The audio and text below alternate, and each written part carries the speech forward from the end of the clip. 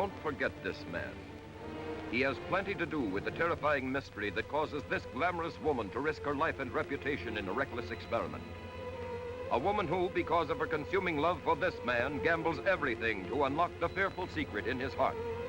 What insidious meaning did he read into the markings on a tablecloth? Why, even when he held his sweetheart in his arms, did he gaze in fear at the dark lines of her robe? These are some of the clues in the motion picture which bears Hollywood's most distinguished mark of quality. Producer David O. Selznick and screenwriter Ben Hecht were undergoing psychoanalysis when they began work on Spellbound. Hitchcock didn't believe in analysis, but he certainly knew how to manipulate an audience psychologically. The three of them made the first movie to have Freudian psychology as its main theme. Selznick even hired his own therapist, May Ram, as a technical advisor for the film. A big part of the Freudian approach is the analysis of dreams. What would Gregory Peck's nightmares look like? And how would Ingrid Bergman analyze them? Hitchcock felt that movies have always presented the dream world as too soft and hazy. Nightmares should look sinister, he figured, and that's why he hired surrealist painter Salvador Dali to design the film's famous dream sequences.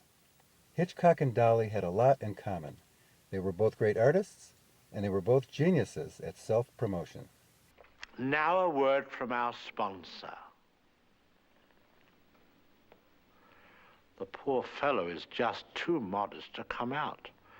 We'll have to encourage him with some applause. First, it dissolves.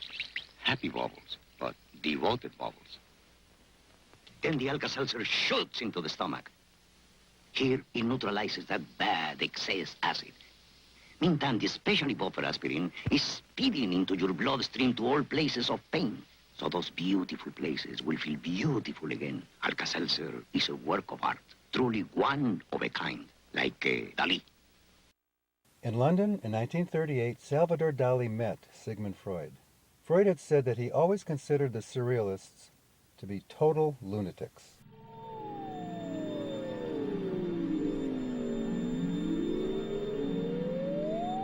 Dali's dreamscapes, as well as the entire movie, were greatly enhanced by the film's musical score, composed by the great Miklos Rozsa.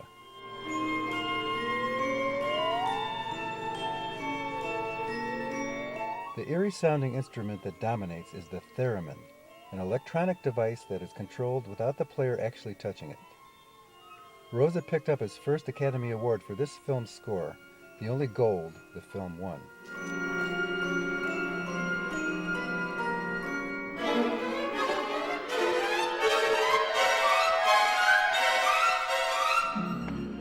Originally, I was to have appeared in the skin-tight pants of a matador.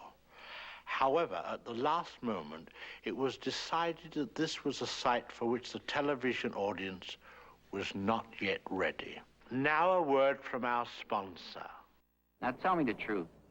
Don't you think a knuckleball is much harder to throw than a screwball? Oh, no, Whitey. Whitey Ford and his new friend Salvador Dali always fly Braniff. They like our food, they like our style, and they like to be on time. Thanks for flying Braniff, fellas. When you got it, flaunt it.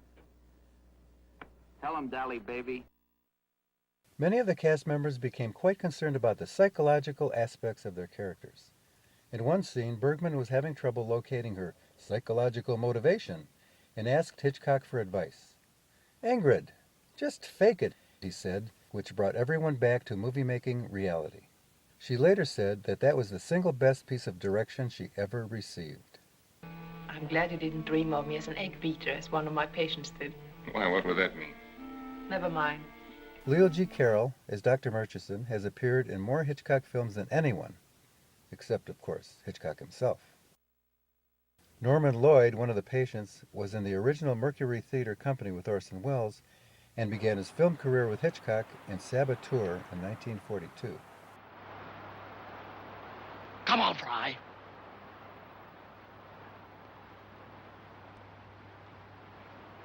Another patient, the young Rhonda Fleming, got her first major role here. She had to ask her mother to explain the title of her character, a nymphomaniac. Can't we go sit somewhere in private and talk, just you and I? Love it, if I had time. Would you? Bergman's mentor, Dr. Brulov, was played by Michael Chekhov, a famed acting teacher and nephew of playwright Anton Chekhov. He was nominated for Best Supporting Actor for this role. No psychosis yet, no aggressions, no guilt complexes. I congratulate you. The film was nominated for Best Picture, and Hitchcock was again nominated for Best Director.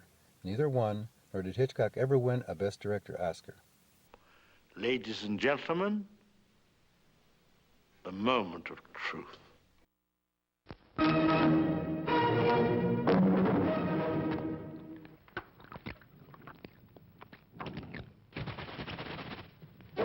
Je suis fou du chocolat Lanvin.